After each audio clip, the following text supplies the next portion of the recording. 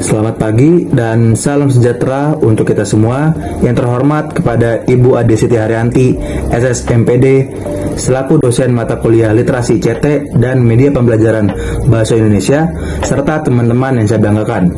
Kami dari kelompok 10 akan mempresentasikan sebuah materi yang berjudul Mendesain Media Pembelajaran Berbasis ICT. Sebelumnya, perkenalkan, nama saya Muhammad Ara Ramadan dan rekan-rekan saya yang lain yaitu Nurul Salistia, Anissa Putri, dan Raihan Fauzil Ihsan. Materi pembahasan kami yang pertama yaitu pengertian media pembelajaran berbasis ICT, yang kedua, manfaat media pembelajaran berbasis ICT, yang ketiga, prinsip mendesain media pembelajaran ICT, yang keempat, jenis dan contoh media pembelajaran ICT, yang kelima, langkah mendesain media pembelajaran ICT, yang keenam, tantangan penggunaan media ICT, dan yang terakhir, ketujuh, solusi dari tantangan penggunaan media ICT. Baik, selanjutnya akan dijelaskan oleh rekan saya yaitu Saudari Nurul Salistia. Dipersilakan. Baik, kita akan masuk pada pembahasan yang pertama, yaitu mengenai pengertian media pembelajaran berbasis ICT terlebih dahulu. Di sini dijelaskan bahwa media pembelajaran information communication teknologi merupakan bentuk alat atau sistem teknologi berupa komputer, internet, gawai, ataupun perangkat lunak lainnya yang digunakan untuk mengolah, menyalurkan, dan menyimpan sebuah informasi. Dan ini berfungsi nih sebagai jembatan interaktif antara pendidik dan juga peserta didik agar proses belajar menjadi lebih efektif. Di sini dapat dikatakan bahwa media pembelajaran information and communication technology ini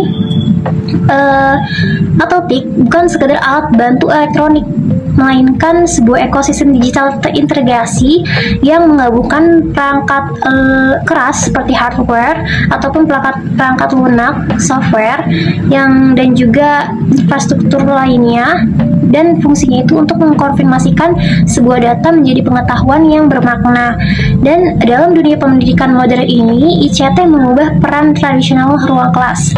Media ini menggeser metode pengajaran dari teacher-centered, berpusat pada guru sebagai satu-satunya sumber ilmu, menjadi student-centered, berpusat pada siswa yang aktif mengeksplorasi suatu informasi.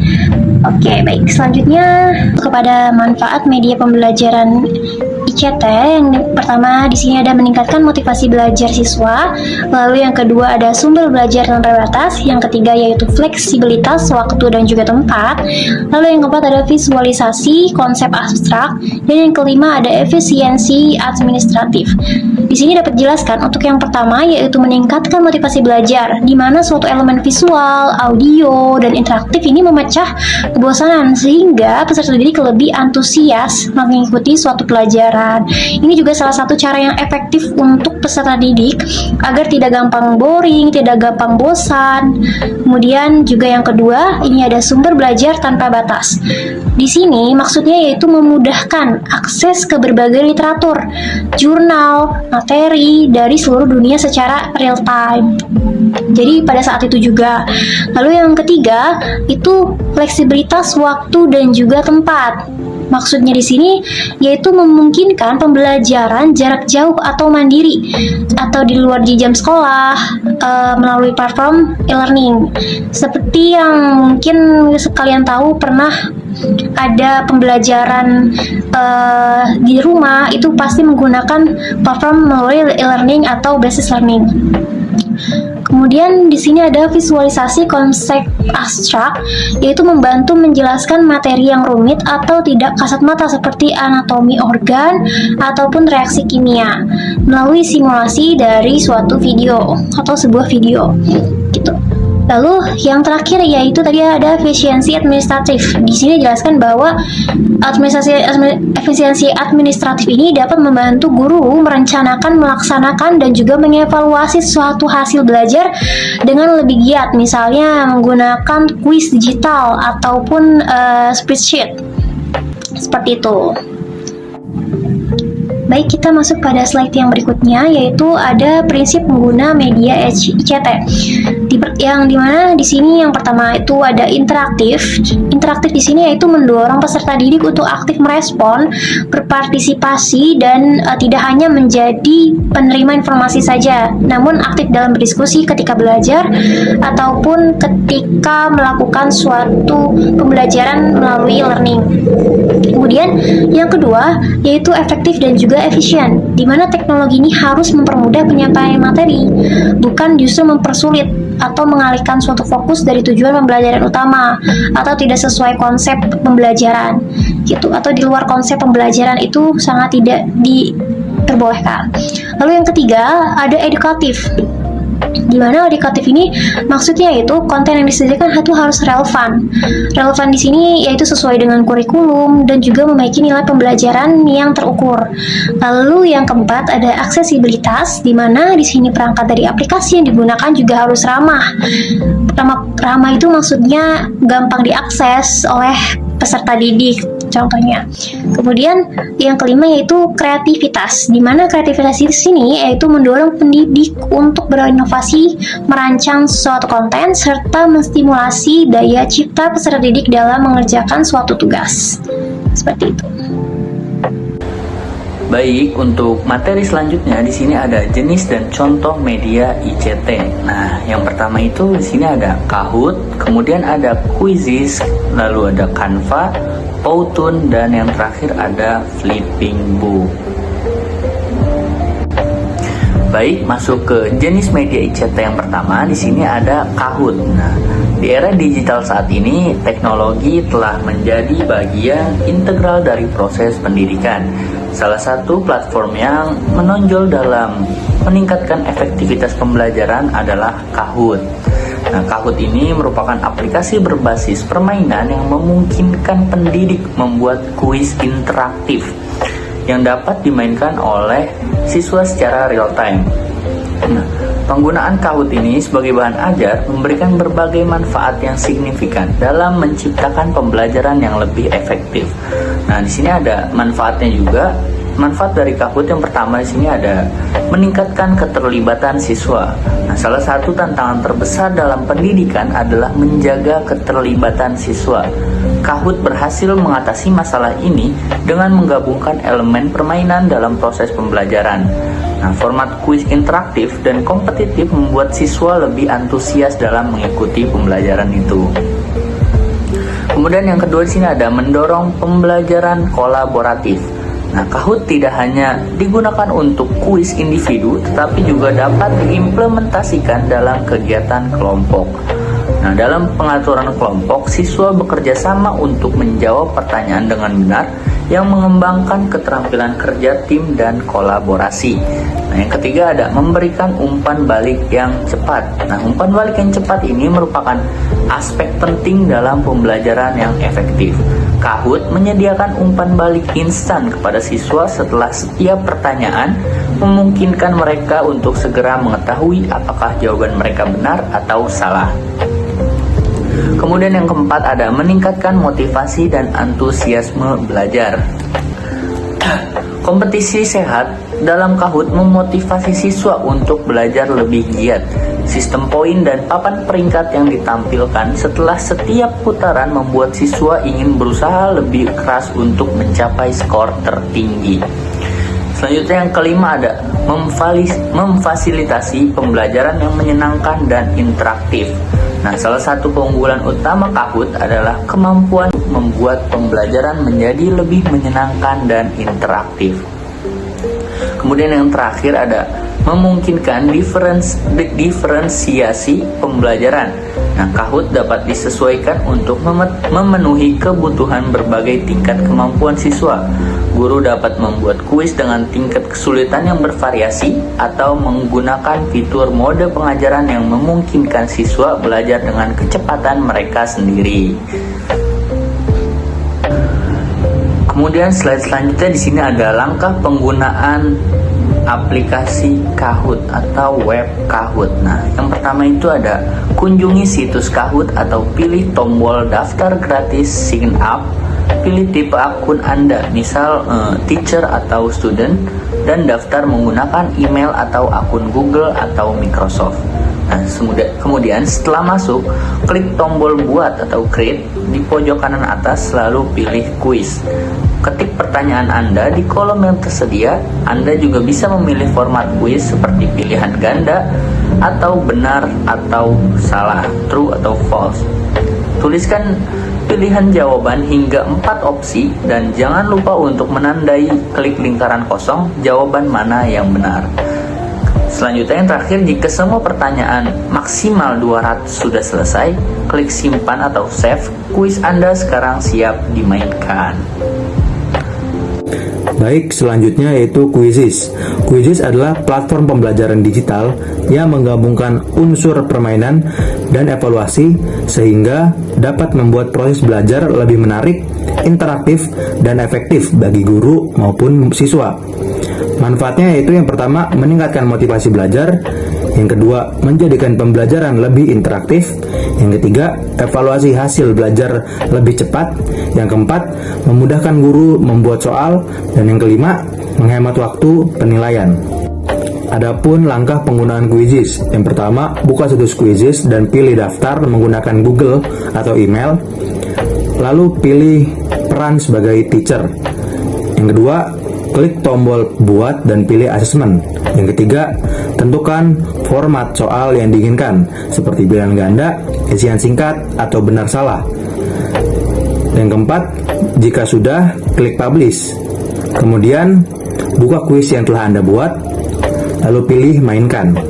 Selanjutnya, yaitu Canva. Canva adalah platform desain grafis berbasis web yang memungkinkan pengguna membuat berbagai jenis desain secara mudah dengan menyediakan ribuan template, elemen, grafis, foto, ikon, video, dan fitur pengeditan yang dapat digunakan untuk membuat konten visual dengan cepat.